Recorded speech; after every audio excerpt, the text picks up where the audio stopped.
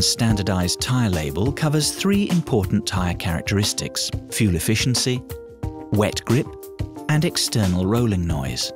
Nokian Tyres has been paying attention to these characteristics for years before the EU labels were introduced.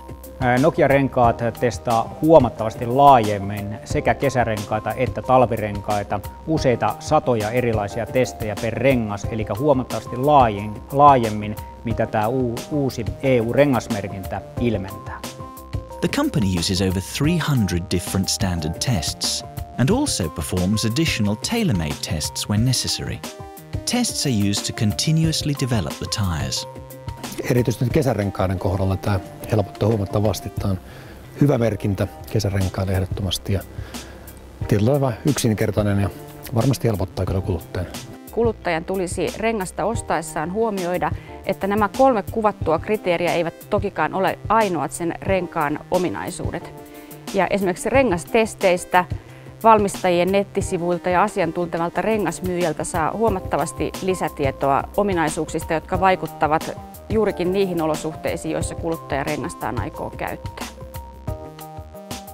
The EU labels for fuel efficiency and wet grip are reminiscent of the existing energy efficiency labels, where A is the most efficient class and G is currently the weakest class.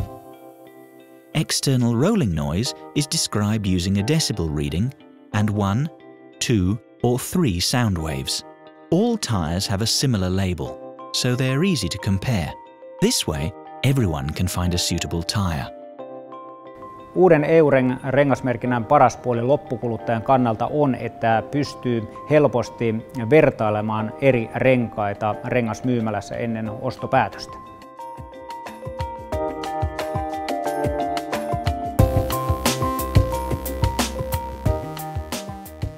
A tyre's rolling resistance significantly increases fuel consumption.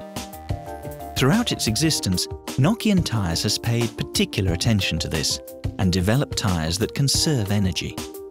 Vierintävastuksessa vierekkäisten luokkien välinen ero on noin 0,1 litraa 100 kilometrillä. This means that the difference between tyres in the best and worst classes is significant, at approximately 0.6 litres per 100 kilometres. Lightly rolling tyres can reduce CO2 emissions by 14 grams per kilometre. Jos verrataan parhaan kategorian tuotetta huonoimman kategorian tuotteeseen, kuluttaja voi säästää renkaan käyttöjen aikana noin 5 tankillista polttoainetta.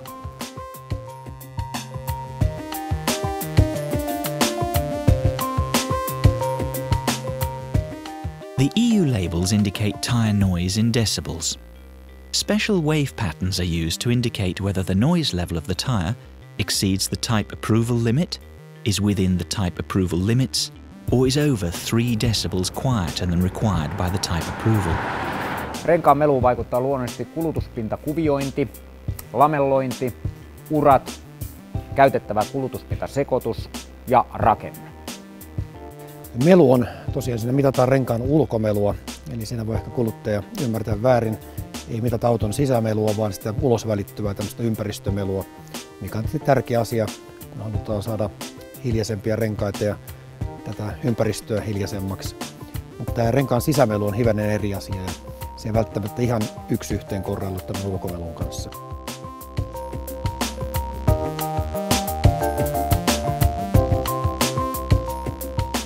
The EU tyre label for wet grip indicates the tyre's braking distance on wet asphalt from a speed of 80 kilometers per hour. Nokian tyres have been testing wet grip on its test track for decades. For example, the difference between Class A and Class F in terms of stopping distance can be up to 18 meters or 4 car lengths. The difference between adjacent categories is about 1 car length, that is 3 to 6 meters.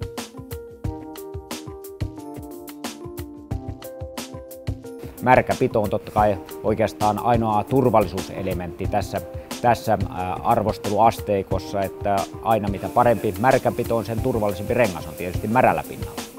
At the moment, the only safety-related feature on the EU's tyre label is braking on a wet surface, but it mentions nothing about actual winter conditions. ice and snow.